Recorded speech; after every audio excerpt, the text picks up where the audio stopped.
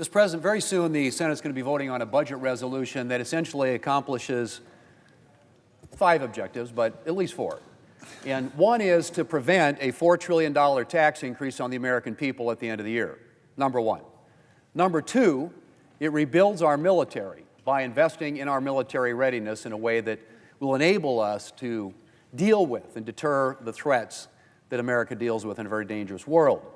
It'll restore energy dominance for our country, making energy more affordable to the American people, something that we saw a huge run-up during the Biden inflation days. Part of that, in a big way, was the cost of energy. Obviously, securing the border. And there are resources in there to make sure that over the course of the next 4 years of this administration that they have what they need to ensure that our border is secure and that the American people are safe. And finally, Mr. President, reducing spending.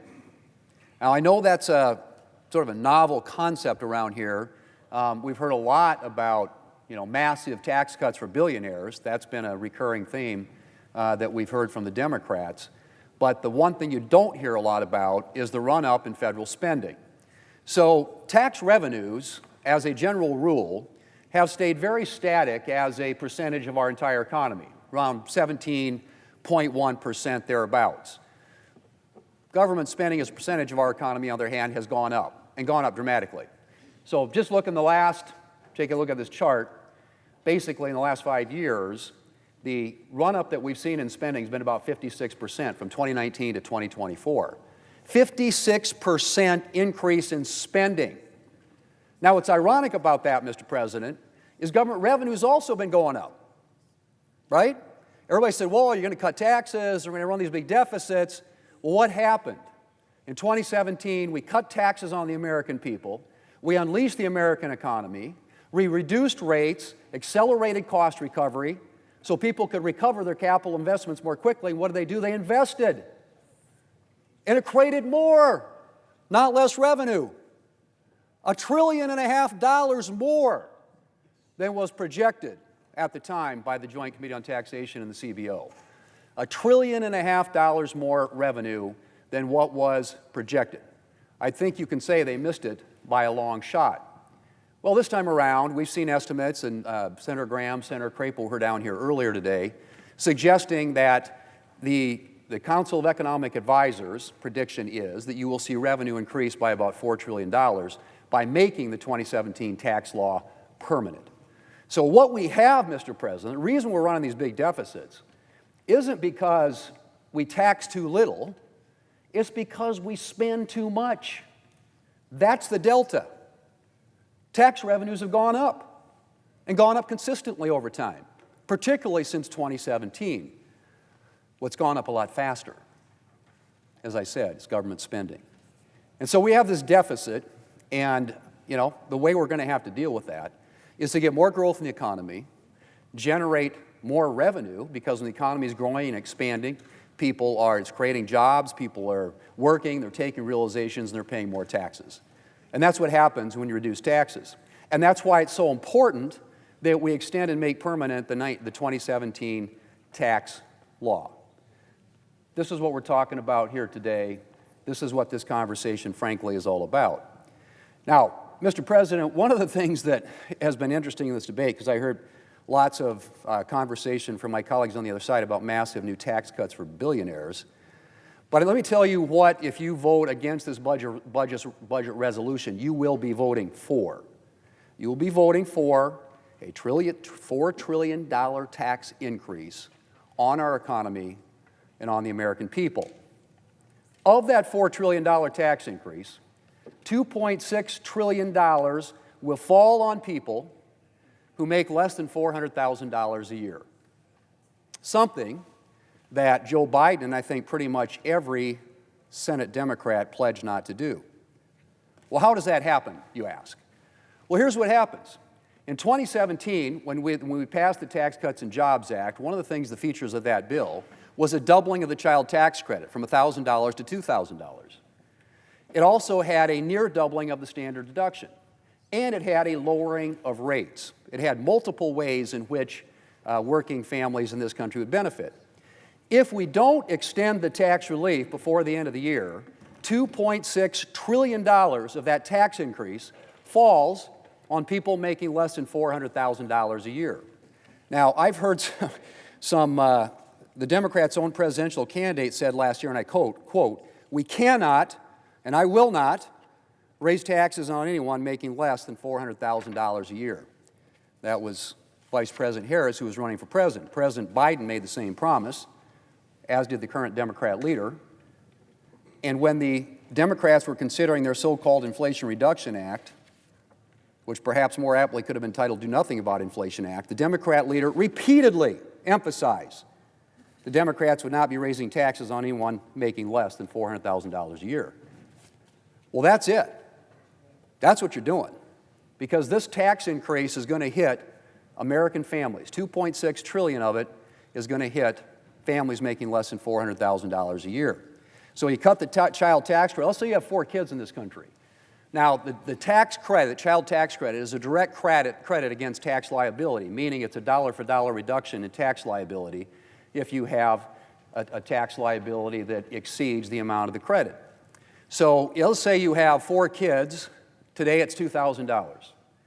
Well, if we don't move to extend this tax relief by the end of the year, that $1,000 is going to be from $8,000 down to $4,000, $2,000 per child down to $1,000 per child, and that family's taxes are going to go up by about $4,000.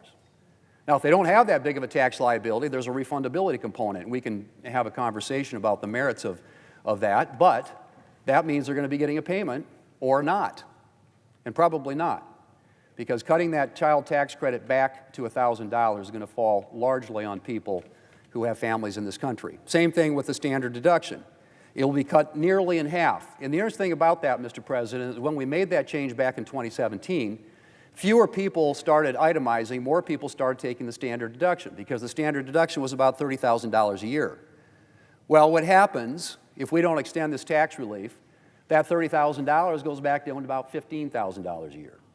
Again, hitting working families, coupled again with what I said is higher rates. The rates will go back up. So forget about the idea that you're not going to raise taxes on people making less than $400,000 a year, because you clearly are. That's just a fact. It's just simply a fact. So what about small businesses?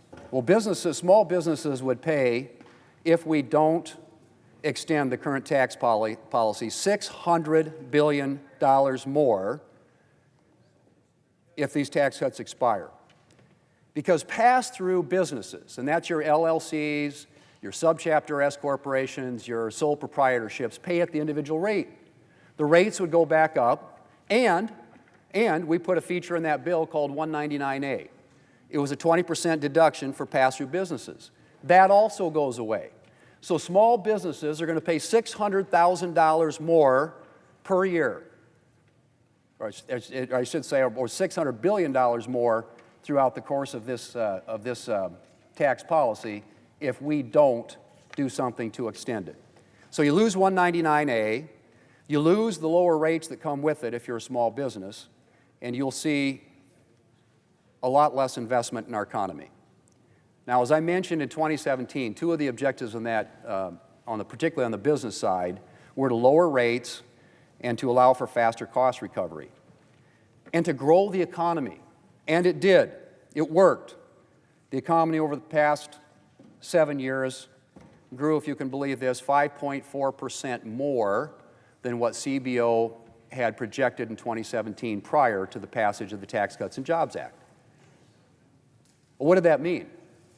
It meant a 50-year low for unemployment, record low poverty, high median household income, a narrowing of the income disparity gap in this country. So, Mr. President, what about deficits? As I said before, by any objective metric, revenues dramatically exceeded what was predicted in 2017 about what the effect of the Tax Cuts and Jobs Act would be.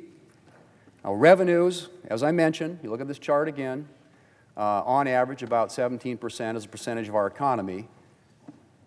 Unfortunately, spending as a percentage of our economy, which as recently as a decade ago was about 20%, is now over 23%, and growing to 24 to 25%.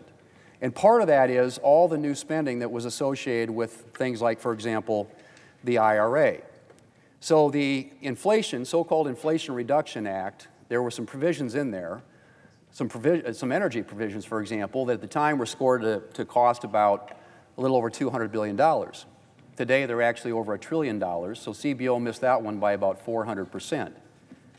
And as I said earlier, the Council of Economic Advisors projects a $4.1 trillion increase in revenue from extending the 2017 law.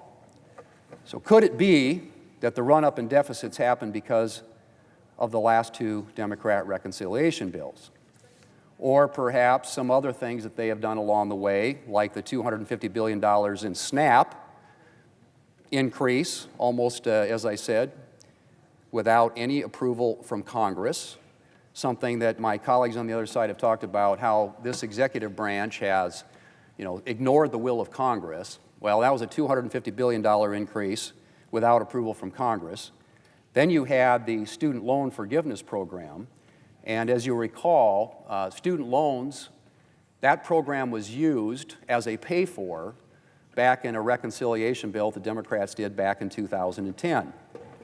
And when they did that, many of us predicted that they would go ahead and use it to forgive student loans. So student loan now forgiveness, which is subject to court action, resulted in several $100 billion of additional spending not approved by the Congress, but that particular move got no pushback from anybody on this side of the aisle, not a peep. Hundreds of billions of dollars of spending by use of executive power. And what I've concluded from all this is that my colleagues on the other side talk a lot about misuse or abuse, if you will, of executive power, but that's not the issue. It's how the executive power is used. And if it's used in a way that you agree with, which it was in both of those examples I just mentioned, then you're fine with use of executive power. Like I said, didn't hear a peep from people over here when that was done. Now, my colleagues, both Senator Graham and Senator Crapo, talked about the use of a current policy baseline. So in 2012, the Obama White House came up with something called the alternative fiscal scenario when it came time to extend the Bush tax cuts. And that was about a $4 trillion use of the alternative fiscal scenario. Translation, current policy baseline. There are 18 Democrats still here in the Senate today who voted for that, for use of that baseline. And Mr. President, I would simply say that when it comes to extending tax relief, there's always a reluctance by my colleagues on the other side of the aisle. When it comes to new spending, they embrace that idea. We have a different view. We have different views of government. And the use of reconciliation, which is what this is about, the budget resolution opens the door to reconciliation, is in many respects a great example of the contrast in how we view this. The Democrats view reconciliation as a way to grow government, increase spending, new programs. The ARPA bill was about $2 trillion in spending. The IRA was about $1 trillion in spending. Both were used by the Democrats through a budget resolution and reconciliation to increase spending. Republicans, a lot of times, and we did in 2017, used it to reduce taxes and to reform the tax code, which was desperately needed. But as a consequence of that, as I said, we got not less revenue but more, $1.5 trillion more than was predicted at the time. And on the other side of the equation, when it comes to spending, the estimators, the so-called referees, tend to underestimate how much things are going to cost. Example, the so-called Inflation Reduction Act. But the bottom line in all this, Madam President, is that we need to address a lot of concerns in this country, many of which are dealt with in this budget resolution and ultimately the budget reconciliation bill. But one of the most important ones is this number right here. The deficits that continue to grow over time as a result not of too little revenue, which continues to increase over time, but of dramatically increased spending. That's the issue. And my colleagues here on this side of the aisle believe that you get at that by bending the curve down on the spending side, and on the tax, regulatory, energy side, pro-growth policies, particularly making permanent the tax policy that was passed in 2017, that will unleash investment in America and which will lead ultimately not only to better paying jobs, lower unemployment, hopefully a narrowing of the income disparity that we have in this country, but also, interestingly enough, higher government revenues. That's what this is all about, whether you want to vote for extending the tax policy and avoiding a $4 trillion tax increase, or whether you want to vote in favor of this resolution and make sure that the 2017 tax policy that was passed is extended permanently and that it unleashes the American economy in a way that will continue not only to create those better paying jobs, but also make this deficit picture look a lot smaller by comparison, coupled with significant reductions in spending. That's what we got to do. That's what this is about. And I hope that our colleagues, all of our colleagues on this side of the aisle, will vote yes tonight. We're going to have a number of amendment votes, which always happens during a budget resolution, vote-a-rama, and we look forward to getting that process underway. So let's let the voting begin.